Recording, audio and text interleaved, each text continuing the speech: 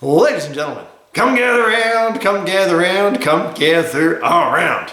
I get it, you drive a small car, we like the economy, but why have one of these when you can have one of these?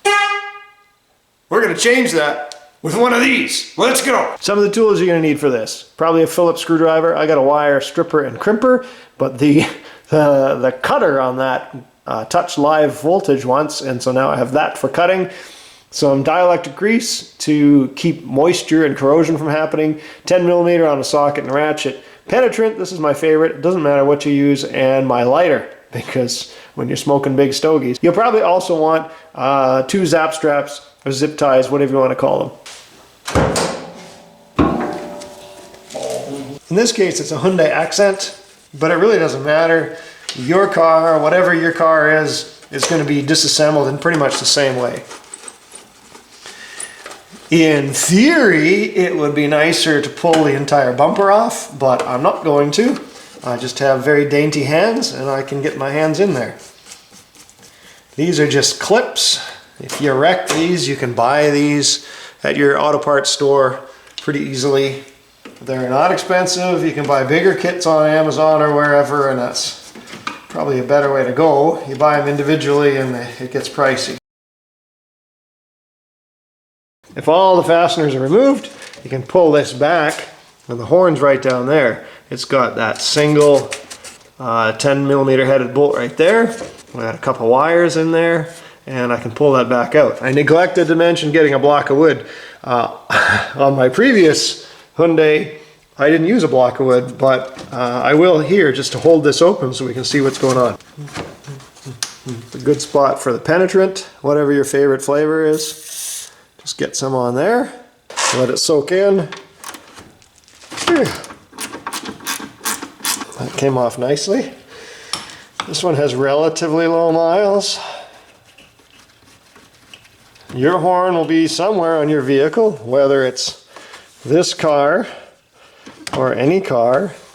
Doesn't really matter, there's going to be a horn somewhere. Find it. Somebody will do a YouTube video on how to replace the horn. And then here comes the horn. There's electrical connection. With a squeeze, off it comes. Or just cut it, because that's kind of what we're going to be doing here. So on this one, the wire for the horn is also kind of zip tied to the rad support underneath this tab, and I need to move it, so I'm going to go in there and cut it. Don't cut the wire. That would suck.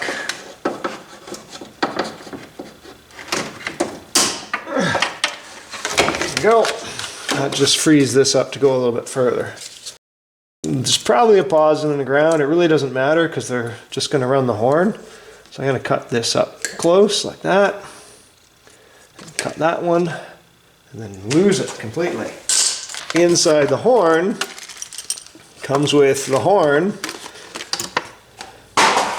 and a couple other pieces. Now, if your horn only has, if your original horn only has one fitting, then this guy gets stuck onto the other one, doesn't matter which one, and this gets clamped into there to complete the path. Some horns get fed positive and need to be grounded. Some horns are fed positive and the switch grounds it. It just kind of depends on how yours is wired. For this one, I don't need this. Notice the original horn has this flat bar. You need that flat bar. This horn will honk differently if you don't have this bar. This horn comes with a bar. That works. On my 61 Chevy, I changed the shape of this to reposition the horn, and the horn never honked quite the same again. So you need the bar. So strippers, strip both ends. Don't let the wires touch. It's probably live voltage on one of those. We got crimp connectors and what appears to be a stainless nut to hold this all on. Crimp. Am I too far off the screen? There we are. Crimp. Okay. And then I'm going to use a bit of this. Probably doesn't have to be this big, but that's what I'm doing. And I slide this over and down Slide that over and down. This is where you can use your lighter if you have a lighter. This is my lighter.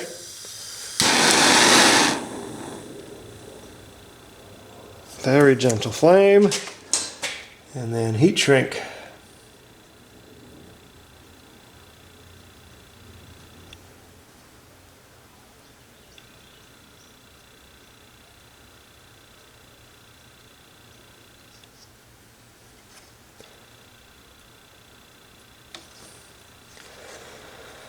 Okay, another thing I recommend for underhood wiring or any electrical, some dielectric grease. I've had this for well over 30 years. And just put a little blip in there. And a little bit of that grease going inside keeps moisture from getting in, keeps the moisture out, keeps it from corroding. And that should work pretty good. Doesn't need much. Okay, let's fit these on here. Boonk. Boonk. Now I know how far apart that is. I will probably shorten this.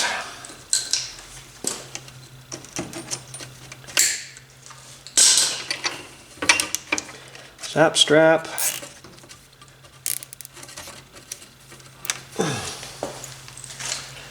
Copper zap strap.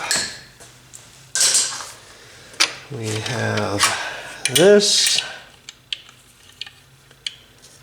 with a nut on the back, and I'm going to need it to go kind of this way to fit the car. Also 10 millimeters. How convenient is that?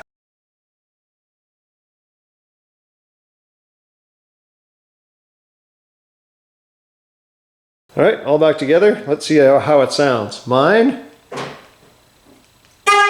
My wife's. What? What the? No! So here's what I found. If I honk the horn, it's got the right sound. But if we arm the alarm system, it's different. And the new horn's in here, but this guy down here, there's another horn.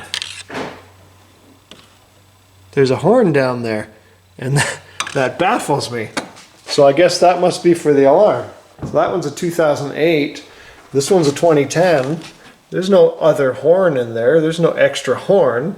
When I arm the system with this, the horn that I put in honks. So I don't know why Hyundai would have spent the extra $2 to put two horns in here, but it is. So the arming, and I guess that'll go off if the alarm system goes off, but still the get out of my way honk is right on there. Haha. So there you have it. Changing your Meep to a FIAMM with relatively simple tools. While this is on a Hyundai Accent, it's going to be pretty much the same kind of thing for any kind of car. All you got to do is find the horn, figure out how to get at it, and then cut, crimp, and you've got yourself something that's a bit noisier. So there you go. As always, thanks for watching. Take care, and we'll see you again.